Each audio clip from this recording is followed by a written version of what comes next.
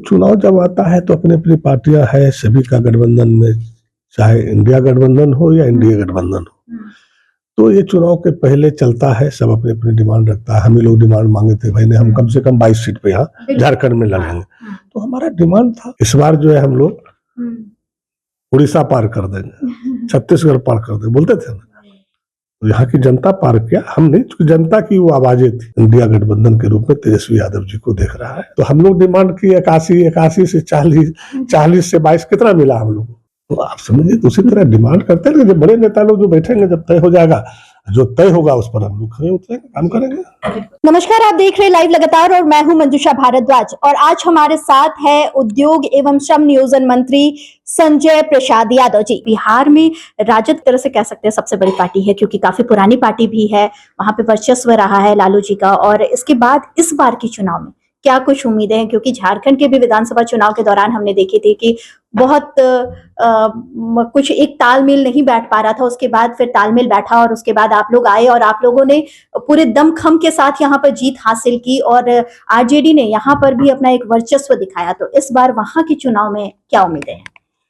देखिए, निश्चित रूप से हम लोग बिहार से ही झारखंड आए, और आज भी लोगों का जो माइंड मेकअप है, जिस तरह से काम हो रहा है, तो चुनाव जब आता है तो अपनी अपनी पार्टियां है, सभी का गठबंधन में, चाहे इंडिया गठबंधन हो या इंडिया गठबंधन हो, तो ये चुनाव के पहले चलता है, सब अपनी अपनी डिमांड रखता है। हम ही लोग डिमांड मांगे थे, भाई ने हम कम से कम 22 सीट पे यहाँ झारखंड में लड़ेंगे, तो हमारा डिमांड था।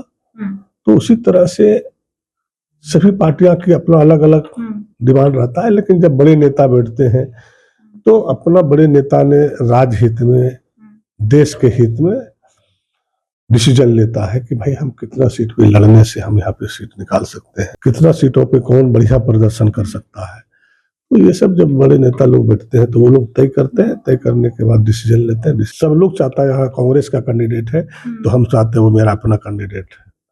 जितना हम आरजेडी के कैंडिडेट के लिए दम लगाते हैं, वो कांग्रेस के लिए लगाते हैं। जितना आरजेडी के लिए, तो जेएमएम के लिए लगाते हैं। जेएमएम भी वही करता है, जितना वो अपने दल के विधायक को जिताने में करता है, वो कांग्रेस को भी जिताने में करता है, आरजेडी को भी जिताने में करता है। कांग्रेस ने वही सेम चीज करता है। तो स्वाभाविक जब गठबंधन हो जाता है तो सारी चीजें जो पिछला चला वो खत्म हो जाता है।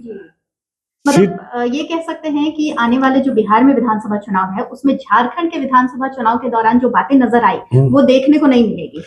निश्चित रूप से हम बोले कि चुनाव के पहले तक बहुत सारी बात होती है, जब तो गठबंधन हो जाता है तो फिर कहीं कोई मतांतर नहीं रहता है, कोई मतभेद ना रहता है, और गठबंधन के लोग मजबूती से, हर लोग चाहते हैं, हर दल के चाहते हैं कि अगर वो कहीं से भी लड़ रहा है तो वो हमारा कैंडिडेट है, हमको उसको जिताने के लिए जो भी मेहनत करना पड़े वो हम करेंगे, और अपनी प्रचार हर घर तक पहुंचाएंगे कि ये इंडिया गठबंधन के कैंडिडेट है और जो है हम उसको जिताएंगे। तो ये सब चीजें चलता है पहले, लेकिन बिहार इस बार मजबूती से उभरेगा।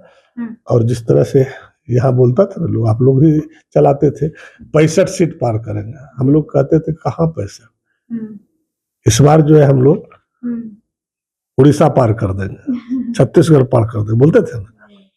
तो यहाँ की जनता पार किया, हम नहीं, चूंकि जनता की वो आवाजें थी, हम लोग जमीन से जुटे हुए थे, वो आवाज को हम लोग बोलते थे और वो सच्चाई निकला। तो उसी तरह बिहार में जो है ये 20 साल का जो कुशासन का राज चल रहा है, इस बार जनता उकता चुका है और लोगों की निगाहें वहां पे इंडिया गठबंधन के रूप में तेजस्वी यादव जी को देख रहा है।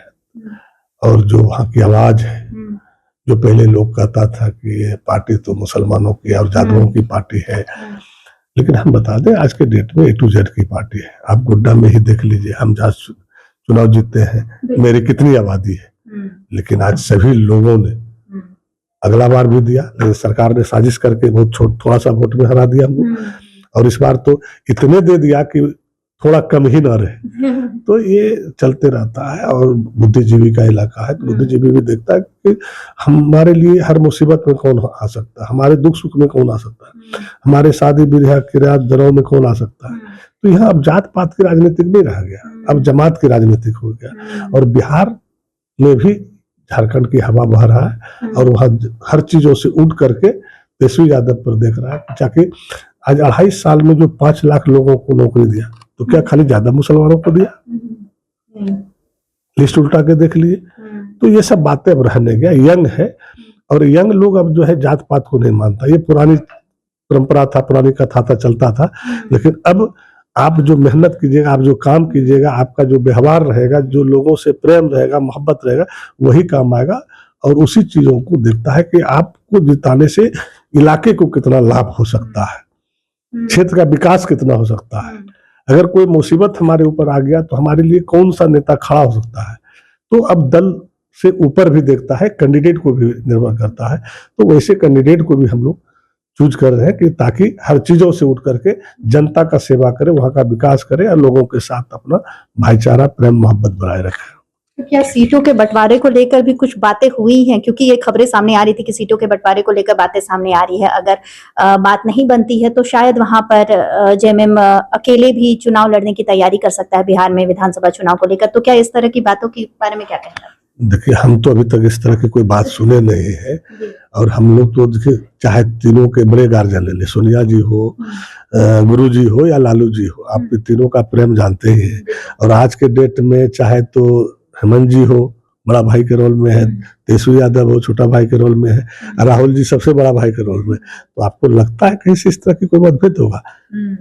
तो सीट डिमांड करना ये तो सभी लोग करता है, हम भी करते हैं, वो भी करते हैं। जहां जिसकी जिस तरह से ताकतें हैं उस ताकत के हिसाब से करता है। लेकिन इस तरह की कोई बात बड़े नेता में नहीं है। लेकिन छोटे नेता लोग भाई तो जानते हैं। अब हम ही लोग का नेता था, कोई कह देता था 40 सीट पे हम लड़ेंगे, कोई कहता था 81 पे लड़ेंगे।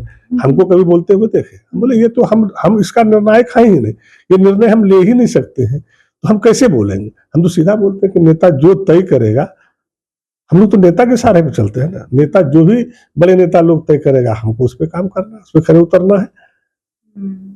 इसलिए करके जेएमएम के जो लोग बोल रहे हैं उसका बोलना भी सही है। सब डिमांड करेगा नहीं तो फिर मिलेगा कहाँ से? डिमांड तो कुछ रखेगा ना। तो हम लोग डिमांड की 81 से 40, 40 से 22 कितना मिला हम लोग को?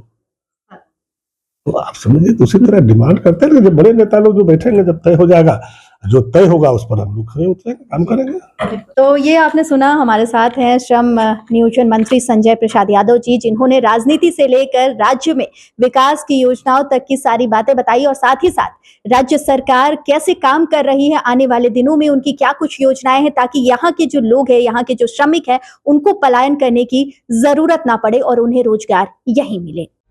लाइव लगातार के वीडियो को लाइक करें, सब्सक्राइब करें और बेल आइकन को दबाना न भूलें।